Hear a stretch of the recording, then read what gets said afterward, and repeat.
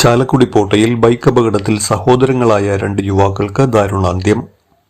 Chalakudy police station പരിധിയിലെ പോട്ട നാടുകുന്ന് എന്ന സ്ഥലത്ത് വെച്ച് ഇന്ന് ഞായറാഴ്ച പുലർച്ചെ 5 മണിയോടെയുണ്ടായ അപകടത്തിലാണ് സഹോദരങ്ങളായ സുരാജ് 32 വയസ്സ്, സജീഷ് 25 വയസ്സ് എന്നിവർ മരിച്ചത്. എറണാകുളം പട്ടിമറ്റം ഓലിക്കൽ വീട്ടിൽ സുരേഷിന്റെ മക്കളാണ് മരിച്ച സഹോദരങ്ങൾ ഇരുവരും.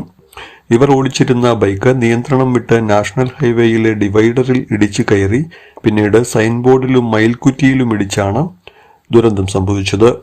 മുരിങ്ങൂരിലുള്ള ബന്ധുവീട്ടിൽ കുടുംബത്തോടൊപ്പം എത്തിയ ഇവർ പുലർച്ചെ ബൈക്കിൽ മുരിങ്ങൂരിൽ നിന്നും കൊടകര ഭാഗത്തേക്ക് പോകുമ്പോഴായിരുന്നു അപകടം. മറ്റേതെങ്കിലും വാഹനം ഇവരുടെ ബൈക്കിൽ തട്ടിയിട്ടുണ്ടോ എന്ന് അറിവായിട്ടില്ല.